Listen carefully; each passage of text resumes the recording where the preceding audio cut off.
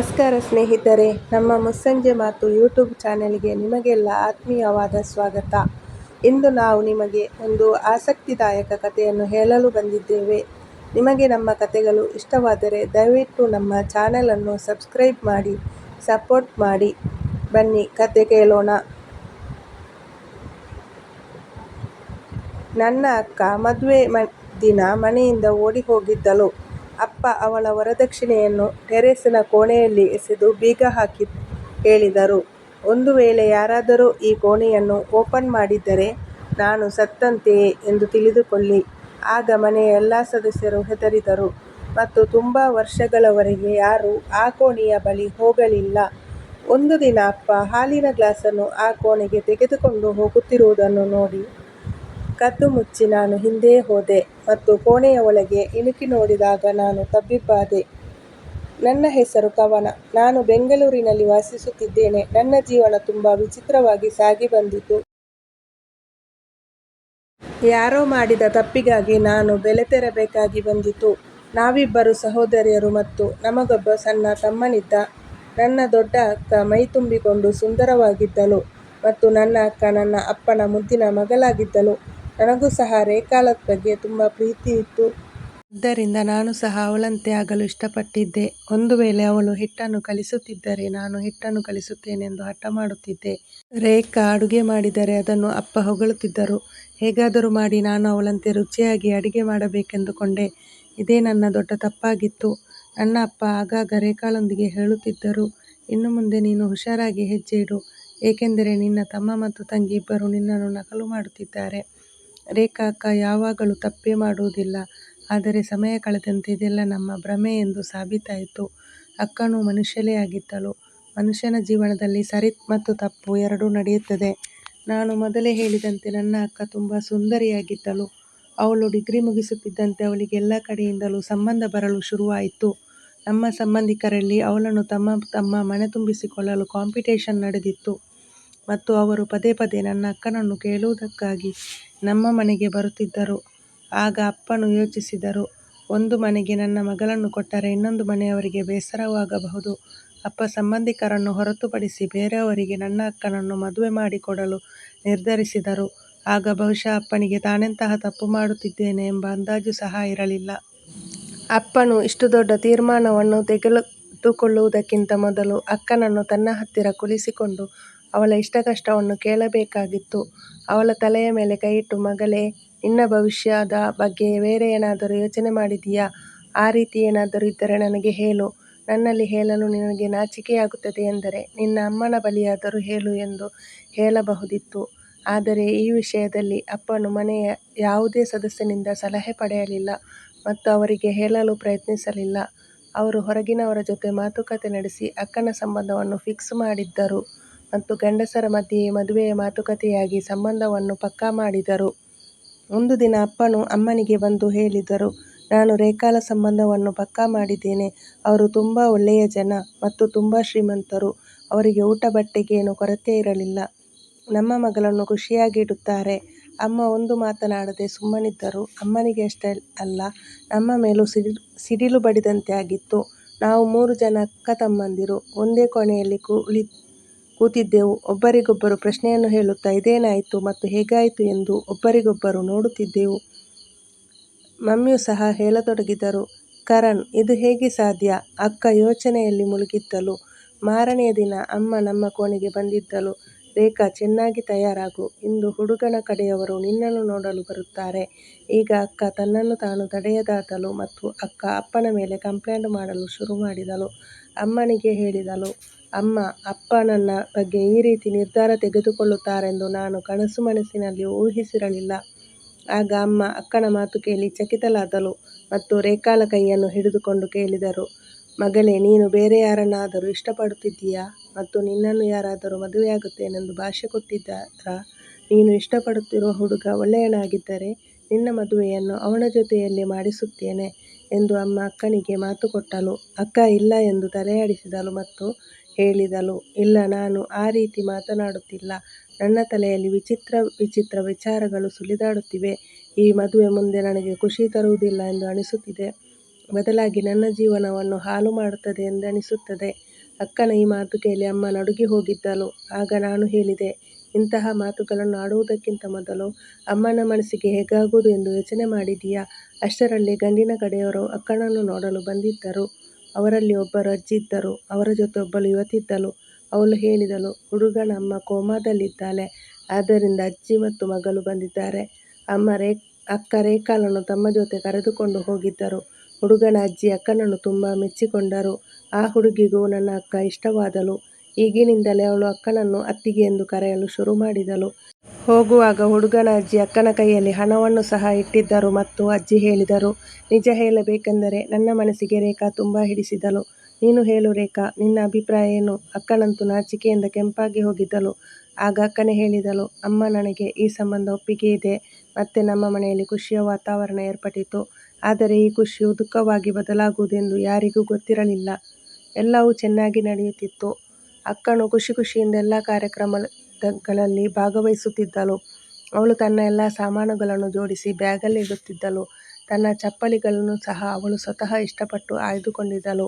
ಮದುವೆ ದಿನದ ಮೆರವಣಿಗೆಗಾಗಿ ತನ್ನ ಇಷ್ಟದ ಪಾರ್ಲರ್ ಅನ್ನು ತಾನೇ ಆಯ್ಕೆ ಮಾಡಿಕೊಂಡಿದ್ದಳು. ಎಲ್ಲವೂ ಚೆನ್ನಾಗಿ ನಡೆಯುತ್ತಿತ್ತು. ಅಕ್ಕನ ಮನಸ್ಸಿನಲ್ಲಿ ಏನು ನೋವಿದೆ ಎಂದು ಯಾರಿಗೂ ಅರ್ಥವಾಗಲಿಲ್ಲ. ಎಲ್ಲರೂ ತುಂಬಾ ಖುಷಿಯಾಗಿದ್ದರು. ಒಂದು ವಾರದ ಮೊದಲೇ ನಾನು ಮದುವೆಗಾಗಿ ಹಾಡುಗಾರರು, ಡೋಲು ಬಾರಿಸುವವರ ಸೆಟ್ಟನ್ನು ವ್ಯವಸ್ಥೆ ಮಾಡಿದ್ದೆ. ಹೆಣ್ಣು ಮಕ್ಕಳ ಮದುವೆಯಲ್ಲಿ ಇಷ್ಟು ದಿನ ಮೊದಲೇ ಡೋಲನ್ನು ಬಾರಿಸುವುದಿಲ್ಲ ಎಂದು ಅಮ್ಮ ಬೇಡ ಅಂದಿದ್ದರು. ಆದರೆ ನಾನು ಒಪ್ಪಿಕೊಂಡಿರಲಿಲ್ಲ. ನಾವು ಡೋಲನ್ನು ಚೆನ್ನಾಗಿ ಬಾರಿಸಿ ಹಾಡುತ್ತಾ ನೃತ್ಯ ಮಾಡಿದೆವು. ಅಕ್ಕನೂ ಸಹ ತುಂಬಾ ಎಂಜಾಯ್ ಮಾಡಿದಳು ಮತ್ತು ತನಗಿಷ್ಟವಾದ ಹಾಡನ್ನು ಹಾಡುತ್ತಿದ್ದಳು. ಒಂದು ವೇಳೆ ಅವಳು ಮದುಮಗಳಾಗಿರದಿದ್ದರೆ ಸ್ವತಃ ತಾನೇ ಹಾಡು ಹೇಳುತ್ತಾ ಕುಣಿಯುತ್ತಿದ್ದಳು. ಅಕ್ಕನ ಮದುವೆ ಮೆರವಣಿಗೆಯ ದಿನವೂ ಬಂತು. ಅಕ್ಕ ತುಂಬಾ ದುಬಾರಿಯ ಬ್ಯೂಟಿ ಪಾರ್ಲರ್ನಿಂದ ತಯಾರಾಗಿ ಹೊರಟಿದ್ದಳು ಮತ್ತು ತನ್ನಿಷ್ಟದ ಲೆಹೆಂಗಾವನ್ನು ತೊಟ್ಟಿದ್ದಳು. ಕೆಲವು ಸಮಯ ಕಳೆದ ಮೇಲೆ ಮೆರವಣಿಗೆಯು ಬಂದಿತು. ನಾನು ಮದುಮಗನನ್ನು ಹಾಗೆ ಕಣ್ಣಗಲಿಸಿ ನೋಡುತ್ತಿದ್ದೆ, ಏಕೆಂದರೆ ಮದುಮಗ ತುಂಬಾ ಸುಂದರವಾಗಿದ್ದ ಮತ್ತು ಹ್ಯಾಂಡ್ಸಮ್ ಆಗಿದ್ದ. ನಿನ್ನ ಅದೃಷ್ಟ ಚೆನ್ನಾಗಿದೆ ಎಂದು ಅಕ್ಕನಿಗೆ ಹೇಳಲು ನಮ್ಮ ಕೋಣೆಗೆ ಹೋದಾಗ ಅಲ್ಲಿ ಅಕ್ಕ ಇರಲಿಲ್ಲ. ನಾನು ತುಂಬಾ ಚಿಂತಿತಳಾದೆ. ಈಗಷ್ಟೇ ಅಕ್ಕನನ್ನು ಇಲ್ಲೇ ಬಿಟ್ಟು ಹೋಗಿದ್ದೆ. ಅವಳು ಎಲ್ಲಿ ಹೋದಳು? ಅಮ್ಮನ ಕೋಣೆಗೆ ಹೋಗಿ ಚೆಕ್ ಮಾಡಿದಾಗ ಅಲ್ಲಿಯೂ ಯಾರೂ ಇರಲಿಲ್ಲ. ನಾನು ಅಲ್ಲಿಂದ ಹೊರಬಂದು ಅಮ್ಮನನ್ನು ಹುಡುಕತೊಡಗಿದೆ. ಅಮ್ಮ ನೆಂಟರನ್ನು ಬರಮಾಡಿಕೊಳ್ಳುವ ಕಾರ್ಯದಲ್ಲಿ ನಿರತರಾಗಿದ್ದರು. ನಾನು ಅಮ್ಮನ ಕೈ ಹಿಡಿದು ಕೋಣೆಯೊಳಗೆ ಕರೆದುಕೊಂಡು ಹೋದೆ ಮತ್ತು ಹೇಳಿದೆ, ಅಮ್ಮ, ಅಕ್ಕ ಎಲ್ಲಿದ್ದಾಳೆ? ಅಮ್ಮ ಹೇಳಿದಳು, ತನ್ನ ಕೋಣೆಯಲ್ಲಿ ಇರಬಹುದು ಎಂದು. ಆಗ ನಾನು ಹೇಳಿದೆ, ಅಕ್ಕ ಅವಳ ಕೋಣೆಯಲ್ಲಿಲ್ಲ ಎಂದು. ಮತ್ತೆ ಇಲ್ಲೇ ಎಲ್ಲೋ ಇರಬಹುದು. ಈಗ ನೀನು ಹೋಗು, ನನಗೆ ಅತಿಥಿಗಳನ್ನು ಸತ್ಕರಿಸಬೇಕಿದೆ ಎಂದು ಹೇಳುತ್ತಾ ಅಮ್ಮ ಹೊರಟರು. ಅವರಿಗೆ ಮದುವೆಯಲ್ಲಿ ಏನೂ ತಪ್ಪಾಗಿಲ್ಲ, ಎಲ್ಲವೂ ಸರಿಯಾಗಿದೆ ಎಂದು ಅನಿಸಿರಬೇಕು. ಆಗ ನಾನು ಮತ್ತೆ ಗಟ್ಟಿಯಾಗಿ ಹಿಡಿದೆಳೆದು ನಿಲ್ಲಿಸಿದೆ ಮತ್ತು ಹೇಳಿದೆ, ಅಮ್ಮ, ನನಗೆ ಗಾಬರಿಯಾಗುತ್ತಿದೆ. ಆಗ ಅಮ್ಮನೂ ಚಕಿತರಾದರು ಮತ್ತು ಹೇಳಿದರು, ನಾನು ನಿನ್ನ ಚಿಂತೆಯನ್ನು ದೂರ ಮಾಡುತ್ತೇನೆ. ಈಗ ಅಮ್ಮನು ನನ್ನ ಜೊತೆ ಬಂದರು. ನಾವಿಬ್ಬರು ಒಂದು ಕೋಣೆಯಿಂದ ಇನ್ನೊಂದು ಕೋಣೆಗೆ, ಹಾಗೆ ಮತ್ತೊಂದು ಕೋಣೆಯಲ್ಲಿ ಹೀಗೆ ಹುಡುಕುತ್ತಾ ಹೋದಾಗ ಅಕ್ಕ ಎಲ್ಲೂ ಕಾಣಿಸಲಿಲ್ಲ. ಈಗ ಅಮ್ಮನ ಮುಖದ ಬಣ್ಣ ಬದಲಾಗಿತ್ತು. ಮುಹೂರ್ತದ ಸಮಯವು ಹತ್ತಿರ ಬಂದಿತು. ಎಲ್ಲರೂ ಮದುಮಗಳನ್ನು ಕರೆದುಕೊಂಡು ಬನ್ನಿ ಎಂದು ಕೂಗುತ್ತಿದ್ದರು. ಆಗ ಅಪ್ಪ ಕೋಣೆಗೆ ಬಂದರು. ಅವರ ಕಣ್ಣು ಸಹ ಒದ್ದೆಯಾಗಿತ್ತು. ಬಹುಶಃ ಅವರಿಗೆ ತಮ್ಮ ಮಗಳು ಮದುವೆಯಾಗಿ ಗಂಡನ ಮನೆಗೆ ಹೋಗುತ್ತಿರುವುದಕ್ಕೆ ನೋವಾಗಿರಬೇಕು. ಆದರೆ ಇವರ ಮುದ್ದಿನ ಮಗಳು ಎಷ್ಟು ಕೆಟ್ಟದಾಗಿ ತಮ್ಮ ಮರ್ಯಾದೆಯನ್ನು ಬೀದಿ ಪಾಲು ಮಾಡಿ ಹೊರಟು ಹೋಗಿದ್ದಾಳೆ ಎಂಬುದರ ಅರಿವು ಅವರಿಗೆ ಇನ್ನೂ ಬಂದಿರಲಿಲ್ಲ. ಮತ್ತು ಅವರು ಹೇಳಿದರು, ಬೇಗ ಮಗಳನ್ನು ಕರೆದುಕೊಂಡು ಹೊರಡಿ, ಮುಹೂರ್ತ ಮೀರುತ್ತಿದೆ ಎಂದಾಗ ಅಮ್ಮ ಅಳುತ್ತಾ ಹೇಳಿದಳು, ಆನಂದ್, ರೇಖಾ ಮನೆಯಲ್ಲಿ ಎಲ್ಲೂ ಕಾಣುತ್ತಿಲ್ಲ. ಆಗ ಅಪ್ಪ ತುಂಬಾ ಗಾಬರಿಯಿಂದ ಅಮ್ಮನ ಕಡೆ ನೋಡುತ್ತಾ, ರೇಖಾ ಕಾಣುತ್ತಿಲ್ಲ ಎಂದರೆ ಇದರ ಅರ್ಥ ಏನು? ಇಲ್ಲೇ ಎಲ್ಲೋ ಇರಬೇಕು ಎಂದು ಹೇಳಿದರು.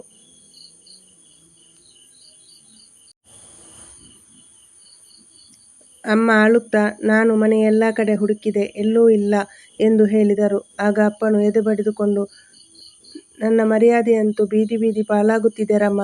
ಇನ್ನು ಇದರಿಂದ ಇಂದು ತಪ್ಪಿಸಿಕೊಳ್ಳಲು ಸಾಧ್ಯವಿಲ್ಲ. ನೀನು ಏನೇ ಹೇಳು, ನಾನೇನು ಮಾಡಲಿ? ನಾನು ಜನರನ್ನು ಹೇಗೆ ಎದುರಿಸಲಿ? ಮೆರವಣಿಗೆ ಬಂದ ಗಂಡಿನ ಕಡೆಯವರ ಜೊತೆ ಹೇಗೆ ಹೇಳಲಿ? ದಿಬ್ಬಣವನ್ನು ಕರೆದುಕೊಂಡು ಮರಳಿ ಹೊರಟು ಹೋಗಿ ನನ್ನ ಮಗಳು ಮಾನಮರ್ಯಾದೆಯನ್ನು ಮಣ್ಣುಪಾಲು ಮಾಡಿ ಹೊರಟು ಹೋಗಿದ್ದಾಳೆ ಎಂದು ನಾನು ಅವರಿಗೆ ಹೇಗೆ ಹೇಳಲಿ? ಅಮ್ಮನೂ ಕೂಡ ಅಳುತ್ತಿದ್ದರು ಮತ್ತು ಹೇಳಿದರು, ಆನಂದ್, ನೀವು ಹೋಗಿ ಹಾಸಿಗೆಯಲ್ಲಿ ಮಲಗಿಕೊಳ್ಳಿ. ನಾನು ಏನಾದರೂ ಒಂದು ನೆಪ ಹೇಳುತ್ತೇನೆ. ನನ್ನ ಗಂಡನ ಆರೋಗ್ಯ ಸರಿಯಿಲ್ಲ. ಇಂತಹ ಸಂದರ್ಭದಲ್ಲಿ ನನ್ನ ಮಗಳನ್ನು ನಾನು ಮದುವೆ ಮಾಡುವುದಿಲ್ಲ. ಆಗ ಅಪ್ಪ ಹೇಳಿದರು, ರಮ, ನಿನಗೆ ಅಷ್ಟು ಹೇಳುವ ಧೈರ್ಯ ಇದೆಯಾ? ಅಮ್ಮ ತನ್ನ ಕಣ್ಣೀರನ್ನು ಒರೆಸಿಕೊಳ್ಳುತ್ತಾ ಹೇಳಿದರು, ನಿಮ್ಮ ಮರ್ಯಾದೆ ಉಳಿಸಲು ಏನು ಬೇಕಾದರೂ ಮಾಡುತ್ತೇನೆ. ಆಗ ಅಪ್ಪ ಕೂಗಾಡುತ್ತಾ ಹೇಳಿದರು, ಒಂದು ವೇಳೆ ನೀನು ನಿನ್ನ ಮಕ್ಕಳಿಗೆ ಒಳ್ಳೆಯ ಸಂಸ್ಕಾರ ಕಲಿಸಿದರೆ ಈ ರೀತಿ ಆಗುತ್ತಿರಲಿಲ್ಲ. ಆಗ ಅಮ್ಮ ಎಲ್ಲರ ಮುಂದೆ ಹೋಗಿ ಹೇಳಿದರು, ನನ್ನ ಗಂಡನಿಗೆ ಎದೆನೋವು ಶುರುವಾಗಿದೆ. ಇಂತಹ ಸಂದರ್ಭದಲ್ಲಿ ನಾವು ನಮ್ಮ ಮಗಳನ್ನು ಮದುವೆ ಮಾಡಲು ಸಾಧ್ಯವಿಲ್ಲ. ನೀವು ನಿಮ್ಮ ದಿಬ್ಬಣವನ್ನು ವಾಪಸ್ ಕರೆದುಕೊಂಡು ಹೋದರೆ ನಮಗೆ ತುಂಬ ಉಪಕಾರವಾಗುತ್ತದೆ. ಮುಂದೆ ನನ್ನ ಗಂಡನ ಪರಿಸ್ಥಿತಿ ಸುಧಾರಿಸಿದ ಮೇಲೆ ನಮ್ಮ ಮಗಳನ್ನು ನಿಮ್ಮ ಮನೆಗೆ ಮದುವೆ ಮಾಡಿಕೊಡುತ್ತೇವೆ. ಎಲ್ಲ ಕಡೆಗೂ ಇದರ ಬಗ್ಗೆ ಗುಸುಗುಸು ಮಾತನಾಡುತ್ತಿದ್ದರು. ಅಮ್ಮ ಸ್ವತಃ ತನ್ನನ್ನು ತಾನು ಕೋಣೆಯಲ್ಲಿ ಬಂದು ಮಾಡಿಕೊಂಡಿದ್ದಳು. ಜನ ವಿಚಿತ್ರವಾಗಿ ಮಾತನಾಡಿಕೊಳ್ಳುತ್ತಿದ್ದರು. ನಮ್ಮಲ್ಲಿ ಅದಕ್ಕೆ ಉತ್ತರವಿರಲಿಲ್ಲ. ಆದ್ದರಿಂದ ನಾವೆಲ್ಲ ಒಂದೇ ಕೋಣೆಯಲ್ಲಿ ದುಃಖದಿಂದ ಅಳುತ್ತಾ ಕುಳಿತುಕೊಂಡಿದ್ದೆವು. ಅಕ್ಕ ನಮ್ಮನ್ನು ಇಂತಹ ಕೆಟ್ಟ ಪರಿಸ್ಥಿತಿಗೆ ತಳ್ಳುತ್ತಾಳೆ ಎಂದು ಅಂದುಕೊಂಡಿರಲಿಲ್ಲ. ಆಗ ಅಮ್ಮ ಹೇಳಿದರು, ಆನಂದ್, ನಿಮ್ಮ ಆರೋಗ್ಯ ಸರಿಯಿಲ್ಲ ಎಂದು ನಿಮ್ಮ ಮಗಳಿಗೆ ಗೊತ್ತಾದರೆ ಅವಳು ಪುನಃ ಮನೆಗೆ ಮರಳಿ ಬರುತ್ತಾಳಲ್ಲವಾ? ಆಗ ಅಪ್ಪ ಹೇಳಿದರು, ರಮ, ನೀನು ಮಾತನಾಡಬೇಡ. ನಿನಗೆ ನನ್ನ ಬಗ್ಗೆ ಅಷ್ಟೊಂದು ಕಾಳಜಿ ಇದ್ದರೆ ನೀನು ನಿನ್ನ ಮಕ್ಕಳಿಗೆ ಸರಿಯಾಗಿ ಬುದ್ಧಿ ಕಲಿಸಿ ಮೂಗುದಾರ ಹಾಕುತ್ತಿದ್ದೆ ಮತ್ತು ನನ್ನ ಮಗಳು ಈ ರೀತಿ ಮಾಡುತ್ತಿರಲಿಲ್ಲ. ಅಮ್ಮನಿಗೆ ತುಂಬ ಅವಮಾನವಾಗುತ್ತಿತ್ತು. ನಂತರ ಅಪ್ಪ ಮದುವೆಯ ಎಲ್ಲ ಸಾಮಾನುಗಳನ್ನು ಟೆರೆಸ್ ಮೇಲಿರುವ ಒಂದು ಕೋಣೆಗೆ ಎಸೆದರು ಮತ್ತು ಬೀಗ ಹಾಕಿ ಹೇಳಿದರು, ಇಂದಿನಿಂದ ಯಾರಾದರೂ ಆ ಕೋಣೆಗೆ ಹೋದರೆ ನೀವೆಲ್ಲ ನನ್ನ ಹೆಣವನ್ನು ನೋಡಬೇಕಾಗುತ್ತದೆ ಎಂದು ಹೇಳಿದರು. ಅನಂತರ ನಮ್ಮ ಮನೆಯ ವಾತಾವರಣ ಅತ್ಯಂತ ಕನಿಷ್ಠವಾಗಿತ್ತು. ಒಬ್ಬರ ಮುಖವನ್ನು ಒಬ್ಬರು ನೋಡಲಾಗದ ಪರಿಸ್ಥಿತಿ ಇತ್ತು. ಅಪ್ಪ ನಮ್ಮೆಲ್ಲರಿಂದ ಕದ್ದು ಮುಚ್ಚಿಕೊಂಡು ಅಳುತ್ತಿದ್ದರು. ಅವರು ಕೆಳಗೆ ಬಂದಾಗ ಅವರು ಸುಸ್ತಾದವರಂತೆ, ಅವರ ಕಣ್ಣು ಊದಿಕೊಂಡಂತೆ ಅನಿಸುತ್ತಿತ್ತು. ಆಗ ಅಮ್ಮ ಹೇಳುತ್ತಿದ್ದರು, ನಿಮ್ಮ ಅಪ್ಪ ನಮ್ಮೆಲ್ಲರಿಂದ ಕಣ್ಣು ತಪ್ಪಿಸಿ ಟೆರೆಸ್ ಮೇಲೆ ಹೋಗಿ ಅಳುತ್ತಾರೆ. ನಮಗಂತೂ ಅಕ್ಕನ ಮದುವೆಯ ಕತೆ ಇಲ್ಲಿಗೆ ಮುಗಿಯಿತು ಎಂದು ಅನಿಸಿತು. ಆದರೆ 1 ತಿಂಗಳಾದ ಮೇಲೆ ಹುಡುಗನ ಕಡೆಯಿಂದ ಕಾಲ್ ಬಂದಿತು. ರಾಘವನ ಅಜ್ಜಿ ಹೇಳತೊಡಗಿದಳು, ಇಷ್ಟು ದಿನಗಳವರೆಗೆ ನಾವು ನಿಮ್ಮೊಂದಿಗೆ ಮಾತನಾಡಲಿಲ್ಲ. ಏಕೆಂದರೆ ನಮಗೆ ನಿಮ್ಮ ಮೇಲೆ ಕೋಪ ಬಂದಿತ್ತು. ನೀವು ದಿಬ್ಬಣವನ್ನು ಮರಳಿ ಕಳಿಸಿದ್ದೀರಿ. ಆದರೆ ಈಗ ನಾವು ಕೂಲಾಗಿ ಯೋಚನೆ ಮಾಡಿದಾಗ ನಿಮಗೇನಾದರೂ ಅಸಹಾಯಕತೆ ಇರಬಹುದೆಂದು ಅನಿಸಿತು. ನಿಮ್ಮ ಮಗಳು ನಮ್ಮ ಸಂಬಂಧವನ್ನು ತಿರಸ್ಕರಿಸಿರಬಹುದು. ನೀವು ನಿಮ್ಮ ಮರ್ಯಾದೆಯನ್ನು ಉಳಿಸಿಕೊಳ್ಳಲು ಆನಂದನಿಗೆ ಹೃದಯಾಘಾತವಾಗಿದೆ ಎಂದು ಹೇಳಿರಬಹುದು. ಏನಾದರೂ ಅಂತಹ ವಿಷಯವಿದ್ದರೆ ನಮಗೆ ತಿಳಿಸಿ. ಅದರ ಬಗ್ಗೆಯೂ ನಮ್ಮ ಯಾವುದೇ ತಕರಾರಿಲ್ಲ. ನಿಮಗೆ ನಮ್ಮ ಸಂಬಂಧ ಒಪ್ಪಿಗೆ ಇದ್ದರೆ ನೀವು ನಿಮ್ಮ ಚಿಕ್ಕ ಮಗಳನ್ನು ನಮ್ಮ ಮಗನಿಗೆ ಮದುವೆ ಮಾಡಿಸಬಹುದು. ಇದಕ್ಕೆ ನಮ್ಮ ಯಾವುದೇ ತಕರಾರು ಇಲ್ಲ. ನಾವು ತುಂಬ ಕಡೆ ಸಂಬಂಧವನ್ನು ಹುಡುಕಿದೆವು. ಆದರೆ ನಿಮ್ಮ ಮಕ್ಕಳಲ್ಲಿರುವ ಒಳ್ಳೆಯ ಗುಣ ನಮಗೆ ಬೇರೆಲ್ಲೂ ಕಾಣಲಿಲ್ಲ. ನಿಮ್ಮ ಮನೆಯೂ ಸಹ ನಮಗೆ ಇಷ್ಟವಾಯಿತು. ಹೇಗಾದರೂ ಆದದ್ದು ಆಯಿತು. ಮುಂದೆ ನಾವು ನಿಮ್ಮ ಜೊತೆ ಸಂಬಂಧವನ್ನು ಬೆಳೆಸಬೇಕೆಂದಿದ್ದೇವೆ. ಅಮ್ಮ ಹೇಳಿದರು, ಸರಿ, ನಾನು ಆನಂದ್ ಜೊತೆ ಮಾತನಾಡಿ ನಮ್ಮ ತೀರ್ಮಾನವನ್ನು ತಿಳಿಸುತ್ತೇವೆ. ಆಗ ಅಮ್ಮ ನನಗೆ ಹೇಳಿದಳು, ನಿನಗೆ ಈ ಸಂಬಂಧ ಇಷ್ಟನಾ ಎಂದಾಗ ನಾನು ಹೇಳಿದೆ, ಅಕ್ಕ ಹೊರಟು ಹೋದ ಮೇಲೆ ಅಪ್ಪನು ಹಗಲು ರಾತ್ರಿ ನನ್ನನ್ನು ದ್ವೇಷ ಮಾಡುತ್ತಿದ್ದಾರೆ. ನನಗೆ ಈ ಮನೆಯನ್ನು ಬಿಟ್ಟು ಹೋಗಬೇಕೆನಿಸುತ್ತಿದೆ. ನಾನು ಮತ್ತೆಂದೂ ಇಲ್ಲಿಗೆ ಮರಳಿ ಬರಲಾರೆ. ಆಗ ಅಮ್ಮ ನನ್ನನ್ನು ಅಪ್ಪಿಕೊಂಡು ಹೇಳಿದರು, ಮಗಳೇ, ನಮ್ಮ ಹಣೆಬರಹವೇ ಹೀಗೆ. ಯಾರೋ ಮಾಡಿದ ತಪ್ಪಿಗೆ ಯಾರಿಗೋ ಶಿಕ್ಷೆ. ನಿನ್ನ ಅಮ್ಮನಿಗೂ ಹೀಗೆ ಆಗಿತ್ತು ಮತ್ತು ನಿನಗೂ ಹಾಗೆ ಆಗುತ್ತಿದೆ. ನಾನು ನಿನ್ನ ಹಣೆಬರಹ ಬದಲಾಗಲಿ ಎಂದು ಬಯಸುತ್ತೇನೆ. ಆದರೆ ನಾನೇನು ಮಾಡಲಿ? ನಾನು ಸ್ವತಃ ಅಸಹಾಯಕಳಾಗಿದ್ದೇನೆ. ನನ್ನ ಕೈ ಕಟ್ಟಿ ಹಾಕಲಾಗಿದೆ. ಅಮ್ಮ ಎಷ್ಟು ಧೈರ್ಯ ಕಳೆದುಕೊಂಡಿದ್ದರು ಎಂದರೆ ನಾನೇ ಅವರಿಗೆ ಧೈರ್ಯ ಹೇಳಬೇಕಾಯಿತು. ಆಗ ನಾನು ಹೇಳಿದೆ, ಅಮ್ಮ, ನೀವೇನು ಬೇಜಾರು ಮಾಡಿಕೊಳ್ಳಬೇಡಿ.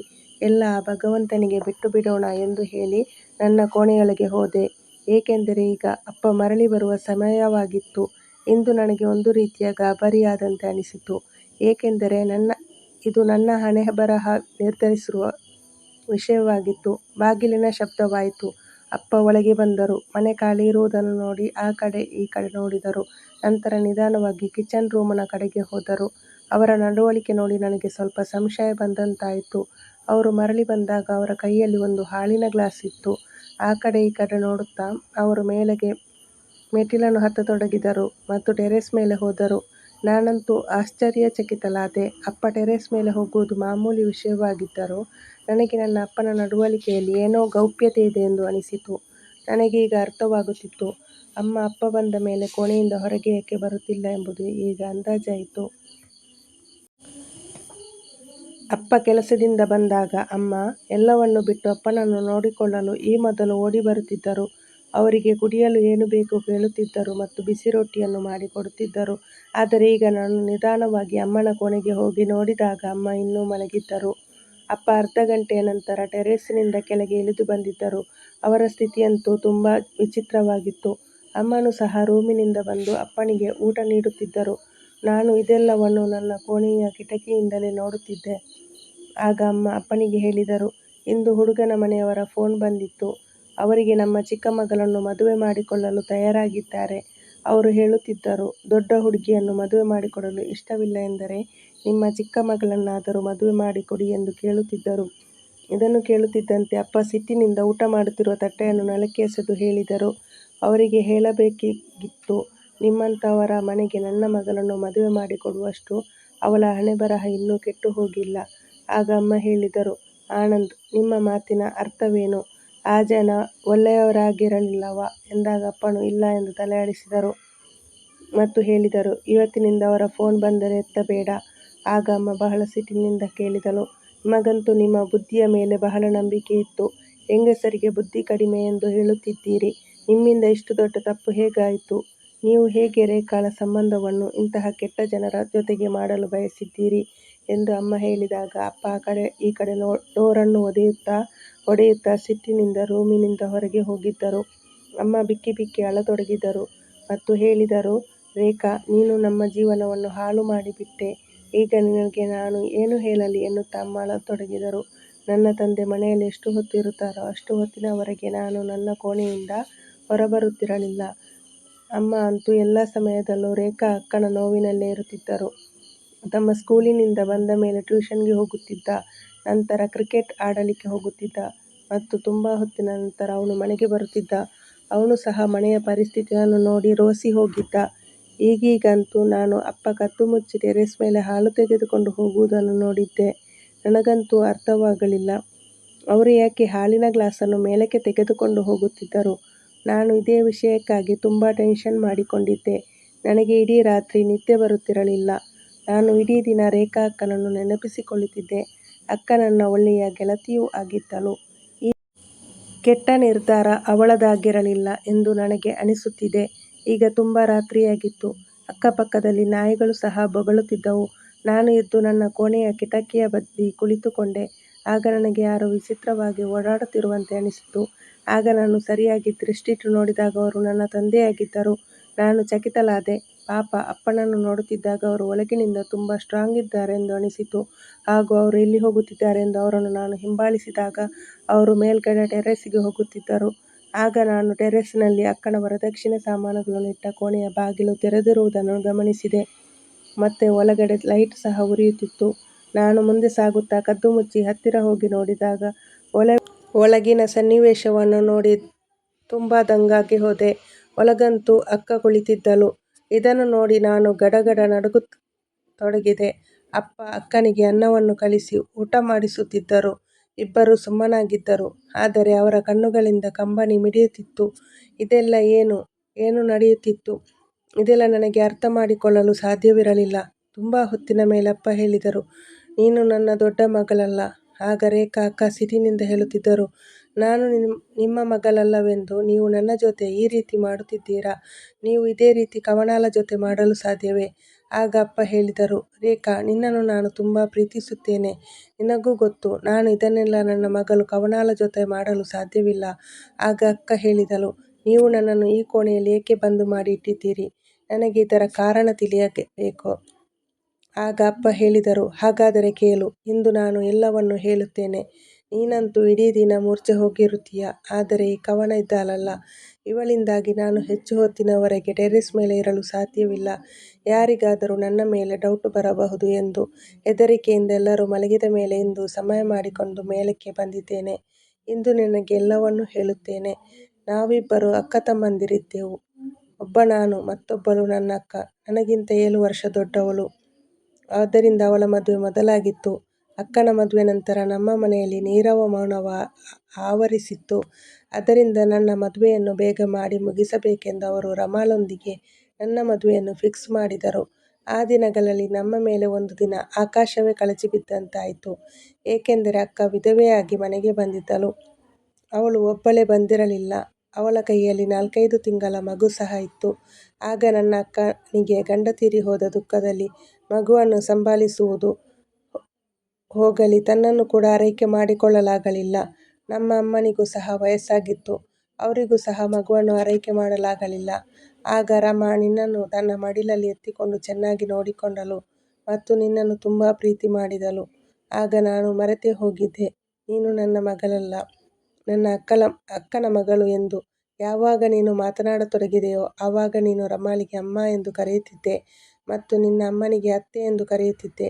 ಆಗ ನಿನ್ನ ಅಮ್ಮನಿಗಾಗಿ ಮತ್ತೊಂದು ಮದುವೆಯ ತಯಾರಿ ನಡೆಸಲಾಗಿತ್ತು. ನಿನ್ನ ಅಮ್ಮ ಸ್ವತಃ ತಾನೇ ಹುಡುಗನನ್ನು ಹುಡುಕಿಕೊಂಡು ನನ್ನ ಮದುವೆಯನ್ನು ಮಾಡು ಎಂದು ಹೇಳಿದರು. ಆಗ ನನ್ನ ಅಪ್ಪ ಆ ಹುಡುಗನ ಬಗ್ಗೆ ಎಲ್ಲ ತಿಳಿದುಕೊಳ್ಳಲು ನನಗೆ ಸೂಚಿಸಿದರು. ಆ ಹುಡುಗನ ಬಗ್ಗೆ ವಿಚಾರಿಸಿದಾಗ ಅವನಂತೂ ದೊಡ್ಡ ಫ್ರಾಡ್ ಆಗಿದ್ದ. ಆದರೆ ನನಗೆ ಒಮ್ಮೊಮ್ಮೆ ಅನಿಸುತ್ತಿತ್ತು, ನೀನು ಸಹ ನಿನ್ನ ಅಮ್ಮನಂತೆ ಆಗಿಬಿಟ್ಟರೆ ಆಗ ನನಗೆ ನಿನ್ನ ಅಮ್ಮ ಹೇಗೆ ಕಾಟ ನೀಡಿದಳೋ ಹಾಗೆ ನೀನು ಸಹ ತೊಂದರೆ ಕೊಡಬಹುದು ಎಂದುಕೊಂಡೆ. ಅದರಿಂದ ನಿನಗಾಗಿ ನಾನು ಬೇಗ ಸಂಬಂಧವನ್ನು ಹುಡುಕಿದೆ ಮತ್ತು ನಿನ್ನ ಸಂಬಂಧವನ್ನು ಫಿಕ್ಸ್ ಮಾಡಿದೆ. ಆದರೆ ಹುಡುಗನ ಅಮ್ಮ ಕೋಮಾದಲ್ಲಿದ್ದಳು. ಅವನ ಅಜ್ಜಿ ಮತ್ತು ತಂಗಿ ಮಾತ್ರ ಸಂಬಂಧವನ್ನು ಫಿಕ್ಸ್ ಮಾಡಲು ಬಂದಿದ್ದಾಗ ಸರಿ, ಮದುವೆ ಬೇಗ ನಡೆದರೆ ಸಾಕು ಎಂದು ನನಗೆ ಅನಿಸಿತು. ನಿನಗೆ ಗೊತ್ತೇನು ಮುಂದೆ ಏನಾಯಿತು ಎಂದು? ಮದುವೆಯ ದಿಬ್ಬಣ ಬಂದಾಗ ಹುಡುಗನ ಅಮ್ಮ ಸರಿಯಾಗಿ ದಿಬ್ಬಣದಲ್ಲಿ ಹಾಜರಿದ್ದಳು. ಆಗ ಅವಳು ಯಾರಾಗಿದ್ದಳು ಗೊತ್ತಾ? ಆ ಹುಡುಗನ ತಾಯಿಯೇ ನನ್ನ ಅಕ್ಕ ಮತ್ತು ನಿನ್ನ ತಾಯಿಯಾಗಿದ್ದಳು. ಮದುವೆಯಾಗುವ ಹುಡುಗ ನಿನಗೆ ಸಂಬಂಧದಲ್ಲಿ ನಿನ್ನ ತಮ್ಮನಾಗಿದ್ದ. ನಾನು ಇದೆಲ್ಲವನ್ನು ನೋಡಿ ದಂಗಾಗಿ ಹೋದೆ. ಅದರಿಂದಲೇ ನಿನಗೆ ಟೆರೇಸ್ ಮೇಲೆ ಬಾ ಎಂದು ಹೇಳಿದೆ ಮತ್ತು ಟೆರೇಸ್ನ ರೂಮಿನಲ್ಲಿ ನಿನ್ನನ್ನು ಕೂಡಿಟ್ಟೆ. ನಾನು ಬೆಳಗಾಗುವುದರ ಒಳಗೆ ರಮಾಳಿಗೆ ಎಲ್ಲ ನಿಜವನ್ನು ಹೇಳಬೇಕೆಂದಿದ್ದೆ. ಆದರೆ ಮನದಲ್ಲಿ ಇನ್ನೊಂದು ಯೋಚನೆ ಬಂತು. ನಿನ್ನ ಅಮ್ಮನನ್ನು ಮದುವೆಯಾಗುವ ಹುಡುಗ ಫ್ರಾಡ್. ಆದ್ದರಿಂದ ನಾನು ಅವರ ಮದುವೆಯನ್ನು ಆಗಲು ಬಿಟ್ಟಿರಲಿಲ್ಲ. ಆಗ ನಿನ್ನ ಅಮ್ಮ ಮನೆಯನ್ನು ಬಿಟ್ಟು ಹೋಗಿದ್ದಳು. ಈಗ ನನಗೆ ನಿನ್ನ ಬಗ್ಗೆಯೂ ಹೆದರಿಕೆಯಾಯಿತು. ನೀನು ನಿನ್ನ ಅಮ್ಮನ ಹಾಗೆ ಓಡಿ ಹೋದರೆ ಎಂದು ನಾನು ನಿನ್ನನ್ನು ಕೂಡಿಹಾಕಿದೆ. ಆದರೆ ತನ್ನ ಅಕ್ಕನ ಮಗಳನ್ನು ಕೋಣೆಯಲ್ಲಿ ಕೂಡಿಹಾಕಿ ನನ್ನ ಮಗಳನ್ನು ಮಾತ್ರ ಪ್ರೀತಿಸುತ್ತೇನೆ ಎಂದು ದಯವಿಟ್ಟು ಅಂದುಕೊಳ್ಳಬೇಡ.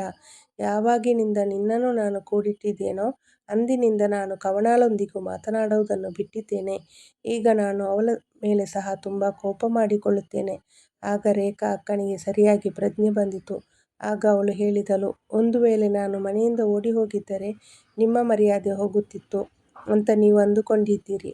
ಆದರೆ ನೀವು ನನ್ನ ಮದುವೆಯನ್ನು ತಪ್ಪಿಸಿ ನನ್ನನ್ನು ಇಲ್ಲಿ ಕೂಡಿಹಾಕಿದ್ದರಿಂದ ಈಗ ನಿಮ್ಮ ಮರ್ಯಾದೆ ಹೋಗಲಿಲ್ಲವೇ? ಈಗ ಜನರಂತೂ ರೇಖಾ ಮನೆಯಿಂದ ಓಡಿ ಹೋಗಿದ್ದಾಳೆ, ಅದಕ್ಕಾಗಿಯೇ ದಿಬ್ಬಣ ಮರಳಿ ಹೋಗಿದೆ ಎಂದು ಜನರೆಲ್ಲ ಆಡಿಕೊಳ್ಳುವುದಿಲ್ಲವೇ? ಈಗ ಹತ್ತಿರದ ಮಂದಿರದಲ್ಲಿ ಆರತಿಯ ಗಂಟೆ ಶಬ್ದ ಕೇಳಿಸಿತು. ರೇಖಾ ಮಗಳೇ, ನನ್ನನ್ನು ಕ್ಷಮಿಸು. ಈಗ ನಾನು ಹೋಗುತ್ತಿದ್ದೇನೆ. ಯಾರಾದರೂ ಎಚ್ಚರವಾಗಬಹುದು ಎಂದು ಅಪ್ಪ ಎದ್ದು ಹೊರಟಾಗ ನಾನು ತಕ್ಷಣ ಮುಂದೆ ಬಂದೆ. ಆಗ ನಾನು ಹೇಳಿದೆ, ನಾನು ನನ್ನ ಅಕ್ಕನ ಮೇಲೆ ಇನ್ನೂ ದೌರ್ಜನ್ಯವನ್ನು ಮಾಡಲು ಬಿಡುವುದಿಲ್ಲ. ಅವಳ ಅಮ್ಮ ಮಾಡಿದ ತಪ್ಪಿಗಾಗಿ ನನ್ನ ಅಕ್ಕನಿಗೆ ಶಿಕ್ಷೆಯಾಗಲು ನಾನು ಬಿಡುವುದಿಲ್ಲ. ಭಗವಂತನು ಎಲ್ಲರಿಗೂ ಅವರವರ ತಪ್ಪಿಗಾಗಿ ಶಿಕ್ಷೆ ನೀಡುತ್ತಾನೆ ಅಂದ ಮೇಲೆ ನೀವು ಸ್ವತಃ ಅಕ್ಕನಿಗೆ ಏಕೆ ಶಿಕ್ಷೆ ಕೊಡುತ್ತಿದ್ದೀರಿ? ಅಪ್ಪ, ನೀವು ಅಕ್ಕನ ಜೊತೆ ಹೀಗೇಕೆ ಮಾಡಿದ್ದೀರಿ? ನನ್ನ ಮಾತುಗಳನ್ನು ಕೇಳಿ ಅಪ್ಪ ತುಂಬ ಗಾಬರಿಯಾದರು. ಆದ್ದರಿಂದ ಅವರು ನನ್ನನ್ನು ನೋಡಿ ಬೇಗ ಕೆಳಗಡೆ ಹೋದರು. ನಾನು ಅಕ್ಕನ ಕೈ ಹಿಡಿದುಕೊಂಡು ಕೆಳಗಡೆ ಕರೆದುಕೊಂಡು ಬಂದಿದ್ದೆ. ಅಪ್ಪನಿಗೆ ಆಗ ತುಂಬ ನಾಚಿಕೆಯಾಯಿತು. ಅವರು ಬೆಳಿಗ್ಗೆ ಬೇಗನೆ ಹೊರಗೆ ಹೋದವರು ಸಂಜೆ ಮನೆಗೆ ಬಂದಿದ್ದರು. ಆಗ ನಾವೆಲ್ಲ ಅಮ್ಮನೊಂದಿಗೆ ಅಕ್ಕ ತಮ್ಮ ಎಲ್ಲ ಸೇರಿ ಅಪ್ಪನನ್ನು ತರಾಟೆಗೆ ತೆಗೆದುಕೊಂಡೆವು. ಅಪ್ಪ ಎಲ್ಲರಲ್ಲೂ ಕ್ಷಮೆ ಯಾಚಿಸಿದರು. ಅಕ್ಕನೇ ಅಪ್ಪನನ್ನು ಎಲ್ಲರಿಗಿಂತ ಮೊದಲು ಕ್ಷಮಿಸಿದಳು ಮತ್ತು ನಾವೆಲ್ಲರೂ ಅಪ್ಪನನ್ನು ಕ್ಷಮಿಸಬೇಕೆಂದು ನಮ್ಮನ್ನು ಒತ್ತಾಯಿಸಿದಳು. ಈಗ ಎಲ್ಲವೂ ಸರಿಯಾಗಿತ್ತು.